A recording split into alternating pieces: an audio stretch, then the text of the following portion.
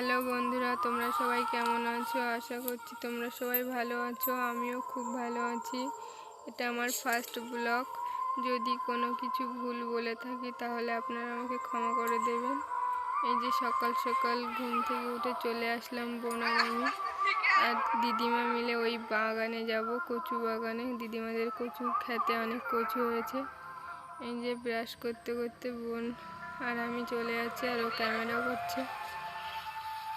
যে আমি ব্রাশ করতে করতে আসছি। আমাদের এই যে দুই পাশে ধান হয়েছে। ওই যে দিদিমা এই যে সামনে আগে অনেকটা দূরে চলে গেছে, আমরা পিছনে আছি। এই যে আমি একটু সামনে ক্যামেরা করে নিলাম ব্রাশ করতে করতে।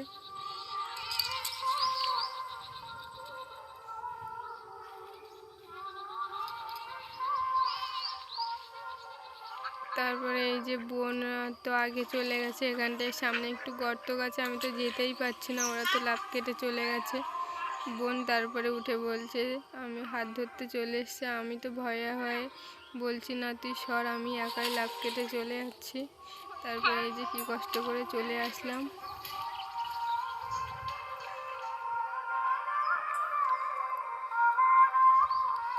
এই যে দিদিমাদের এখানটায় টমেটো লাগিয়েছে, ও টমেটো গাছগুলো অনেক ছোট ছোট সবে লাগিয়েছে। তারপরে এই যে বোন আর আমি ওই যে যাচ্ছি ওই বাগানে। দিদিমা তো আগেই চলে গেছে। তো রোদ অনেক, আমি একটু সামনে আবার একটু ক্যামেরা করে নিলাম। রোদে তো তাকাতেই পারছিলাম না।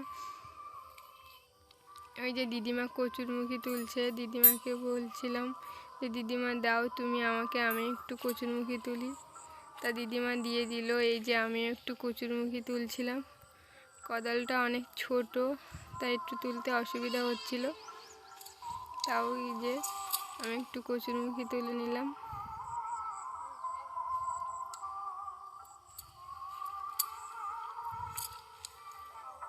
তারপরে এই যে দিদিমাদের পুকুরে অনেক কলমি শাক হয়েছে, তাও সেটাও তুলতে চলে আসলাম। বসে বসে এই যে কটা কলমি শাক তুলে নিচ্ছিলাম। এই পুকুরটায় অনেক কলমি শাক আছে, অনেক জল, তাই পুকুরে তো আর লাভলাম না। এই যে পাড় দিয়ে বসে বসে হাতে যে কটা পেয়েছিলাম সে কটা। তারপরে এই যে চলে আসলাম দিদিমাদের ওখানটায়। এই যে শিব মন্দিরে চড়ক হয় প্রত্যেক বছর। ওই যে ওই মন্দিরটায় অনেক লোক হয় এই মন্দিরে। ওই মাঠটায় এই যে বিল, এখানে ধান চাষ করেছে। এই মাঠটায় অনেক প্রতি বছর পুজো হয়। তারপরে এই যে বোন আর আমি একটু সামনে ক্যামেরা করে নিলাম হাঁটতে হাঁটতে। আমাদের তো কচুরমুখী তোলা হয়ে গেছে ওই যে দিদিমার কাছে গামলা। দিদিমা আগে চলে যাচ্ছে, বোন মাঝখানে আর আমি এই পিছনে। আর বাড়িতে চলে যাচ্ছি।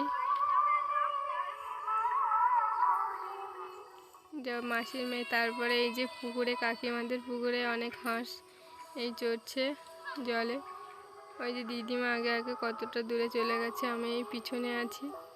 আমাদের তো দুই পাশে এই ধান হয়েছে, এখন অতটা ভালো হয়নি, সবে ধান হচ্ছে। তারপর একটু সামনে ক্যামেরা করে নিলাম।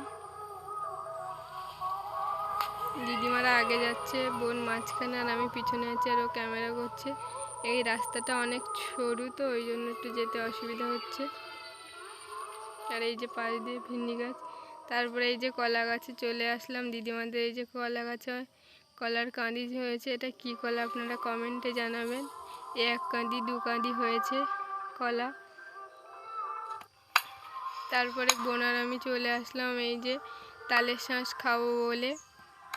আমার তো তালের শাঁস খুবই ভালো লাগে। আপনাদের কার কার ভালো লাগে আপনারা কমেন্টে জানাবেন। আর এই কাঠটা তো বসছেই না, আর দায়ে ধার নেই, তো ওই জন্য একটু কাটতে অসুবিধা হচ্ছে। তারপরে এই কাঠটা চেপে এই যে আমি কাটছিলাম খুবই জোরে জোরে।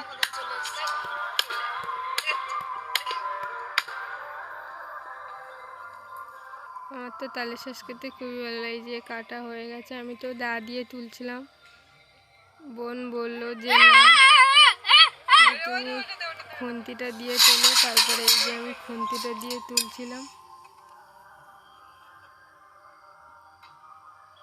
আর এই যে দিদিমাদের মুরগি খাওয়ার জন্য কি করছে, আমি তো খাই দিচ্ছি শুধু। তারপরে এই যে দুপুরে রান্না করতে চলে আসলাম আমি। মাছ টাছ কুটে এই যে লবণ হলুদ মাখিয়ে তেল গরম হয়ে গেছে, মাছ দিয়ে দেবো কড়াই। এই যে তেলাপিয়া মাছ আর জাবানি পুঁটি আছে।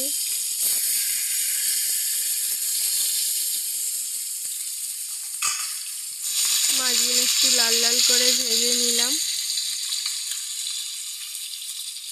এবার লাভিয়ে দেবো মাছগুলো। লাল লাল করে ভাজা হয়ে গেছে, এবার তরকারি ঢেলে দিলাম। কচুরমুচি পুঁই শাক আগে থেকে কাটা ছিল। এই যে তরকারিটা একটু কষাচ্ছিলাম, কষানো হয়ে গেছে তরকারি। এবার জল ঢেলে দিলাম। এবার তরকারিটা ফুটলেই মাছ দিয়ে দেবো। এই যে তরকারি ফুটছে, এবার মাছটা দিয়ে দেবো। মাছগুলো সব ঢেলে দিলাম। তারপরে এই যে তেলটা গরম করে এবার পেঁয়াজ রসুনটা ভালো করে কষিয়ে এবার তরকারিটা ঢেলে দেব। এই যে তরকারি ঢেলে দিলাম। তরকারিটা ফুটে উঠলেই তারপরে নামিয়ে নেব। আমার তরকারি হয়ে গেছে, এই যে নামিয়ে নিয়েছি। তাহলে এখানে ব্লগটা শেষ করছি। আপনাদের যদি ভালো লেগে থাকে তাহলে কমেন্টে জানাবেন।